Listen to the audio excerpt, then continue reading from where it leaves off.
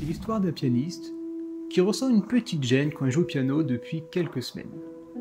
Mais il se dit « Oh, la gêne, elle va passer, c'est pas grave ». Et puis, quelques semaines plus tard, cette gêne commence à devenir une douleur. Mais c'est pas grave, la douleur, ça va passer, c'est provisoire, je peux continuer à jouer. Et il vient un moment où cette douleur va commencer à être assez vive. Ça va faire 1 mois, 2 mois, 3 mois que cette douleur s'est installée, et elle contraint le pianiste à arrêter de jouer au piano. Et là, il va voir son médecin qui lui dit qu'il faut aller voir un kiné, et il va falloir arrêter le piano pendant de nombreux mois pour arriver à se débarrasser de cette douleur. Le but de cette vidéo, c'est que tu ne vives pas cette histoire et qu'on n'en arrive pas là.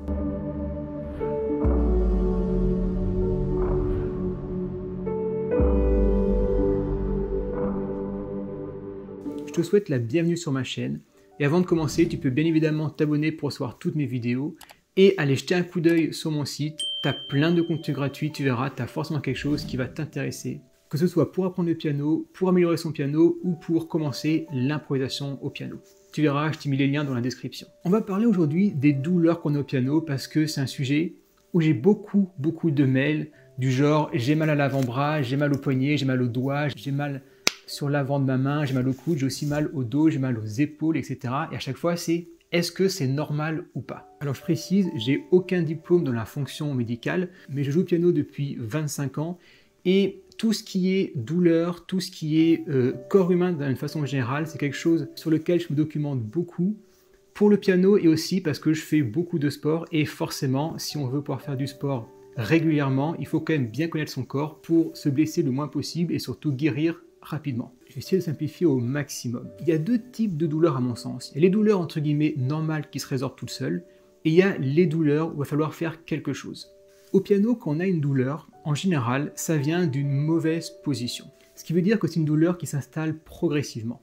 À l'inverse d'une douleur, par exemple, où si tu tombes, si tu as un choc brutal, là, ça va être un autre type de douleur. Par exemple, quelque chose qui s'est déplacé, quelque chose qui s'est rompu, quelque chose qui s'est déchiré, comme une déchirure musculaire. Il va y avoir un autre protocole pour ça.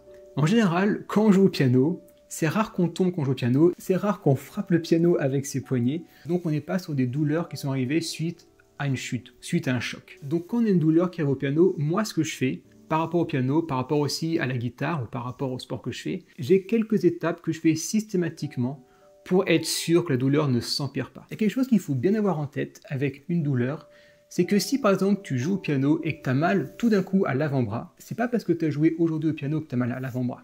C'est parce que ça fait des semaines, des mois, voire des années que tu joues dans une mauvaise position.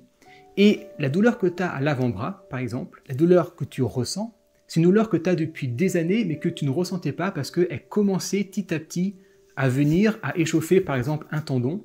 Et quand tu sens la douleur, c'est qu'en fait, tu passes par exemple de 88% aux 91% qui vont faire que là, ton corps t'envoie un signal pour te dire « Maintenant, t'es allé trop loin, il y a une douleur ». Donc quand il y a douleur, vraiment, pose-toi quelques secondes et n'insiste pas dessus. Parce que tu doutes bien qu'une douleur qui est entretenue pendant des mois, elle ne va pas s'arrêter simplement en ne pas jouant aujourd'hui au piano, mais en rejouant dans 2 jours. Une douleur qui dure 6 mois, on ne met pas 2 jours pour récupérer et pour guérir son corps. Donc quand tu ressens une douleur, qu'est-ce qu'il faut faire?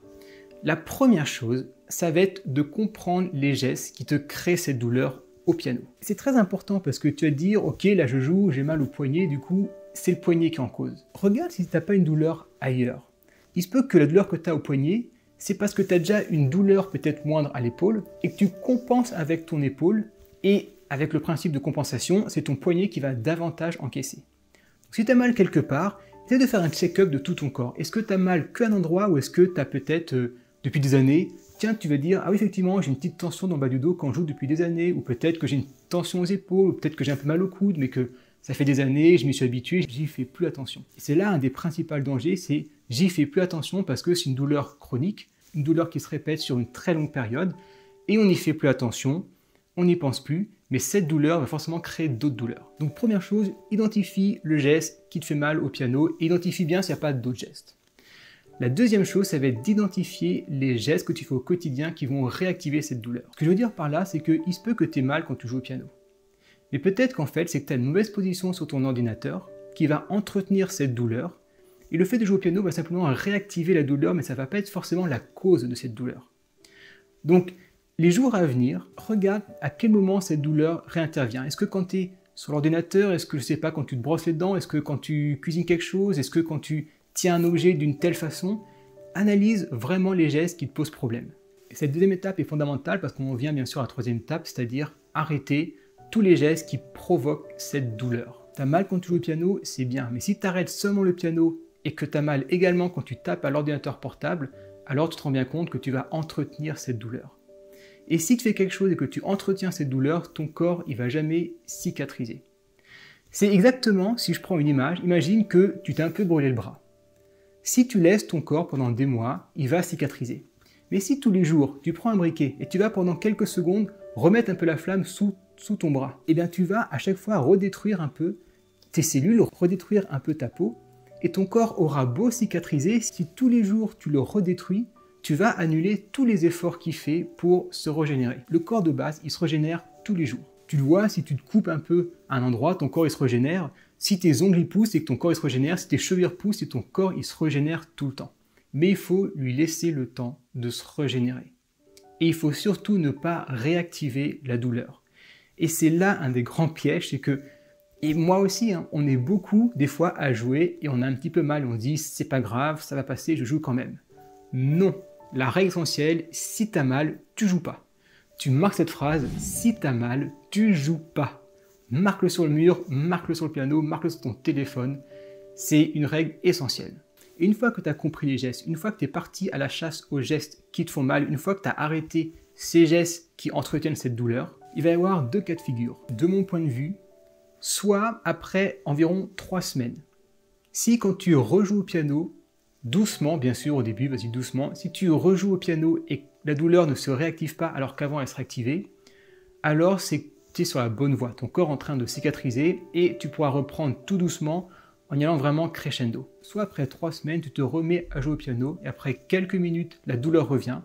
Alors là, tu n'as pas le choix, il faut que tu ailles voir un médecin qui va t'envoyer probablement vers un kiné. De toute façon, vu que c'est pas une douleur où il y a eu un choc, où il y a eu un craquement ou autre, c'est en général que du kiné qu'il faut, enfin, c'est-à-dire repos, kiné, massage, peut-être un peu de renforcement, mais que des choses qui font absolument pas mal, il n'y a aucune chirurgie ou autre. Mais il va falloir que tu consultes parce que si après 3 semaines, alors c'est mon avis, c'est pas un avis médical, mais après 3 semaines en général, quand j'ai une douleur quelque part, si elle part pas, c'est qu'il y a un truc. Et s'il y a quelque chose qui va pas, il va falloir que tu aies l'aide de quelqu'un pour résorber ce problème. Et tu te doutes, c'est très important d'aller voir le plus tôt possible parce que plus tu vois tôt une personne qui peut t'aider pour enlever cette douleur, plus forcément la douleur va s'enlever rapidement et tu pourras reprendre rapidement le piano. Et à titre d'exemple, au piano, on est assez sujet aux tendinites. Une tendinite, quand tu as mal, ça peut être 2 ans que tu fais un mauvais geste qui ont créé cette tendinite. C'est-à-dire que cette tendinite, elle a eu pour source 2 ans avant que la douleur intervienne. Ce qui veut dire que oui, ça peut être long à soigner. Mais plus tu attends, plus ça va être long à soigner.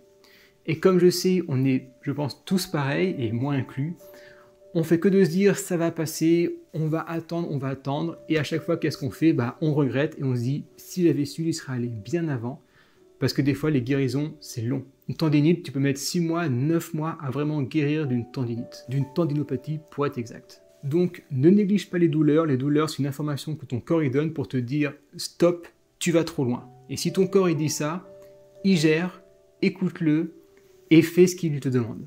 C'était pas le sujet le plus marrant, je sais, mais ça me tenait à cœur de le faire parce qu'il y a beaucoup de personnes que je vois qui sont un peu en détresse sur ça, qui ont mal, qui continuent, qui font pas les bonnes choses, tout simplement parce qu'elles sont pas informées, elles savent pas quoi faire. Donc si tu as des douleurs ou si tu connais des gens qui jouent au piano ou à la guitare ou autres qui ont des douleurs, ou si tu vois quelqu'un qui se plaint de douleur, qui sait pas quoi faire, partage la vidéo en masse. C'est vraiment le genre de vidéo qui est hyper utile d'un point de vue santé, et qui est hyper utile pour pouvoir s'amuser avec son instrument, parce que forcément des douleurs, ça pourrit le plaisir que tu as à jouer au piano ou un autre instrument. Si tu as des douleurs, probablement parce que tu regardes ces vidéos, ne t'inquiète pas. Fais ce que je t'ai dit déjà dans l'ordre, tu as simplement aller voir un médecin, il dira quoi faire, mais ne laisse pas ça traîner. Je te souhaite une très bonne journée, et prochaine vidéo, elle sera plus sympa.